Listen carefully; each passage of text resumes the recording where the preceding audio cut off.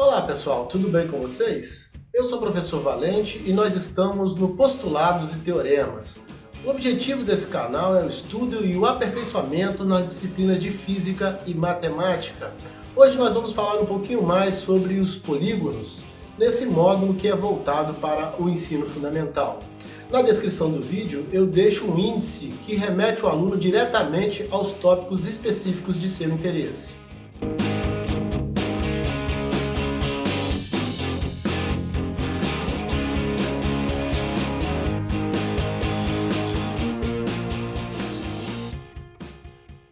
Característica da poligonal. Nós percebemos que o segmento FG tem extremidades F e G. Já o segmento G e H tem extremidades G e H. Notamos também que o ponto G, a extremidade G, é extremidade tanto do segmento FG quanto do segmento GH. E, portanto, a gente diz que esses segmentos são segmentos consecutivos. O mesmo acontece com os segmentos RS e ST. Notamos que RS são extremidades do segmento RS e ST são extremidades do segmento ST. Como S é uma extremidade comum aos dois segmentos, a gente diz que esses segmentos são consecutivos. Dois segmentos de reta que têm uma mesma extremidade comum são chamados segmentos consecutivos. Os segmentos RS e ST, além de consecutivos, são também colineares. Isso significa que esses segmentos possuem a mesma reta suporte, ou seja, estão sobre uma mesma reta. A gente ainda pode dizer que são segmentos que estão alinhados. Colineares significa isso, significa alinhados. Dois segmentos consecutivos são colineares quando estão sobre uma mesma reta. Vejamos agora a seguinte figura. Temos aqui os segmentos AB, BC, CD e DE. Nós vimos que esses segmentos são segmentos consecutivos, mas não são segmentos colineares. Dizemos, então, que essa figura é uma poligonal. Poligonal é a figura formada pelos pontos de um número finito de segmentos de reta, sucessivamente consecutivos, com quaisquer dois segmentos vizinhos não colineares. Vamos ver as características dessa poligonal. A gente chama essa poligonal de ABCDE, exatamente as extremidades dos segmentos. Os pontos A, B, C, D e E são chamados vértices dessa poligonal. Os segmentos AB, BC, CD e DE são os lados dessa poligonal. E os pontos A e E são as extremidades dela. Os pontos A e E são as extremidades dessa poligonal. Podemos classificar uma poligonal como simples ou não simples. Vamos ver a diferença nas figuras abaixo. Na primeira poligonal, não temos dois lados que não são vizinhos se tocando e, portanto, a gente diz que essa poligonal é uma poligonal simples. Ao contrário do que ocorre no segundo exemplo, na segunda figura, nós temos os lados IJ e IH tocando o lado FG dessa poligonal. E, portanto, a gente chama essa poligonal de não simples.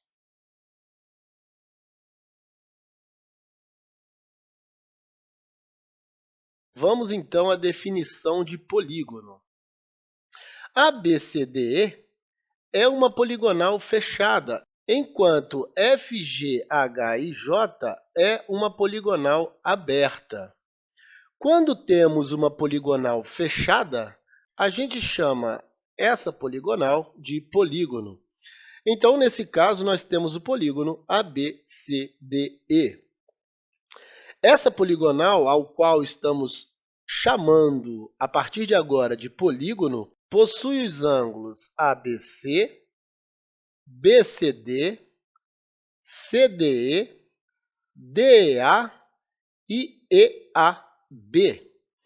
Também possui os vértices A, B, C, D e E. E possui os lados AB, BC, CD e DE.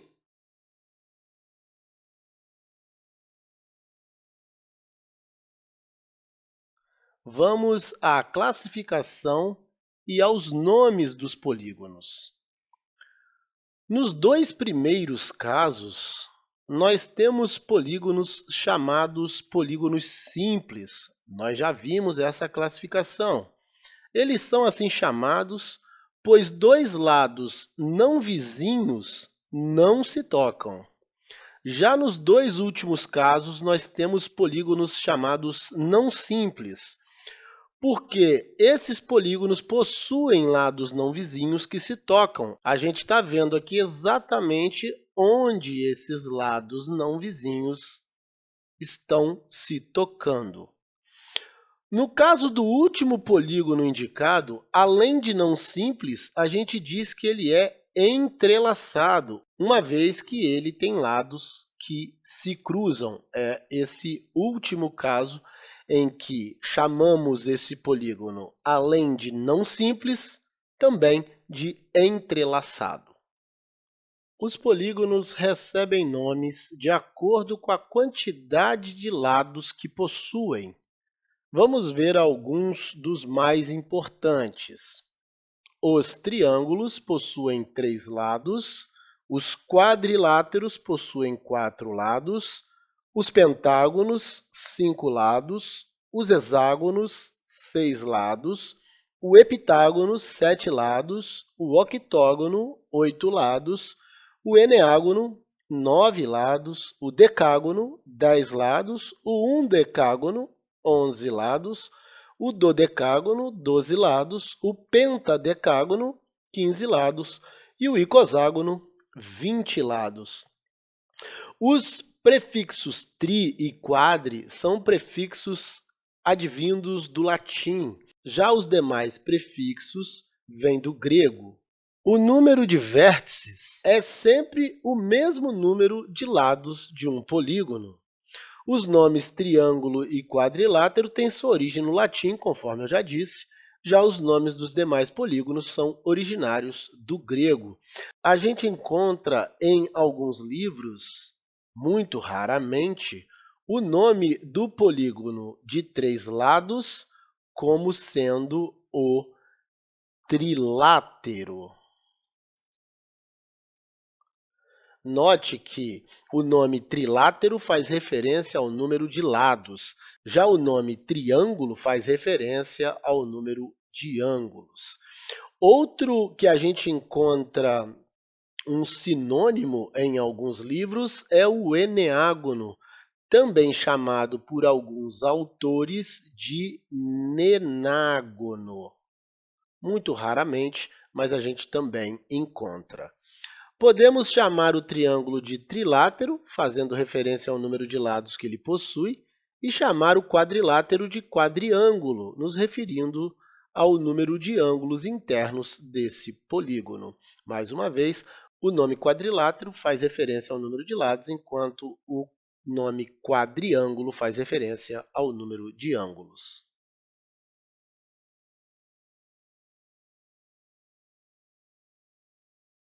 Vamos falar especialmente agora dos quadriláteros. A gente viu na tabela anterior que o quadrilátero é um polígono que possui 4 lados. Por ser uma forma geométrica muito importante, alguns quadriláteros têm denominação própria. Vamos ver quais são os principais quadriláteros. Nós temos o trapézio, o paralelogramo, o retângulo, o losango e o quadrado. Cada um desses quadriláteros possui características próprias. Trapézio. O trapézio é um quadrilátero simples que possui um par de lados paralelos. Os lados DC e AB são lados paralelos, portanto, todo quadrilátero que possui um e apenas um par de lados paralelos é chamado de trapézio. No trapézio ABCD, temos os lados AB e CD paralelos, como eu disse. Dizemos que os lados AD e BC são oblíquos. Os lados AD e BC são chamados oblíquos ou inclinados, que é uma espécie de sinônimo da palavra oblíquo. Paralelogramo.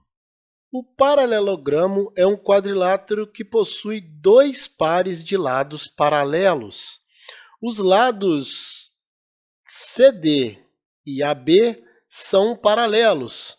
Os lados AD e BC também são paralelos. Portanto, no caso dos trapézios, temos um par de lados paralelos. No caso dos paralelogramos, temos dois pares de lados paralelos. No paralelogramo ABCD, temos os pares AB e CD e AD e BC paralelos. Retângulo.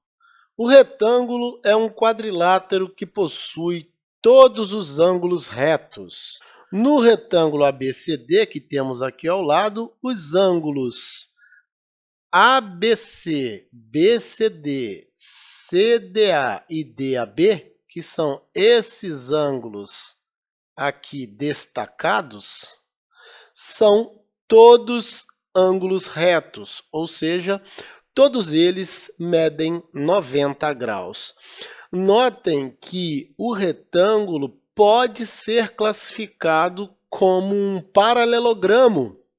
Isso porque ele tem dois pares de lados paralelos. Os lados AB e DC são paralelos e os lados AD e BC também são paralelos. E, portanto, o retângulo é um tipo de paralelogramo.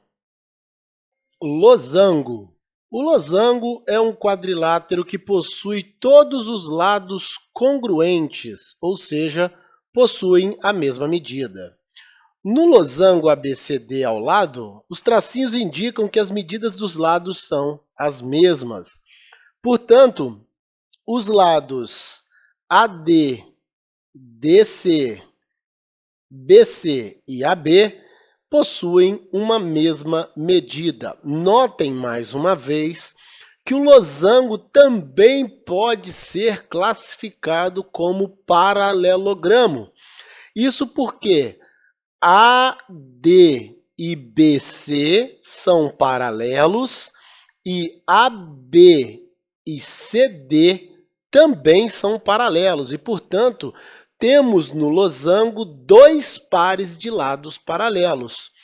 E essa é a definição de um paralelogramo também. Quadrado.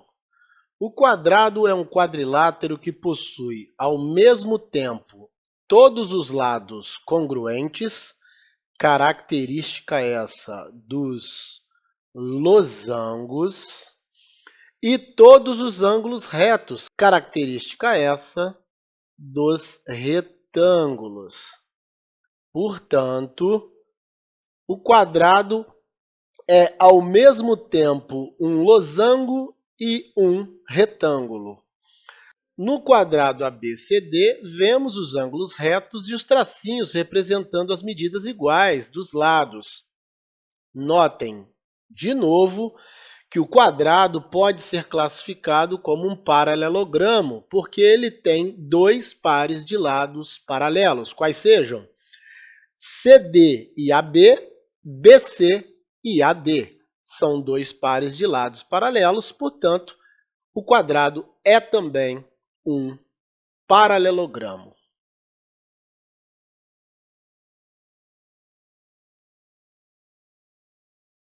Curvas abertas. As curvas podem ser classificadas em abertas ou fechadas. Ambas se dividem ainda em dois tipos, vejamos cada uma delas. Curvas abertas simples. São curvas que são abertas e não se cruzam. É o que a gente vê nessas duas primeiras figuras. Curvas abertas não simples. São curvas que são abertas, mas que se cruzam. Aqui a gente vê o cruzamento dessas curvas abertas.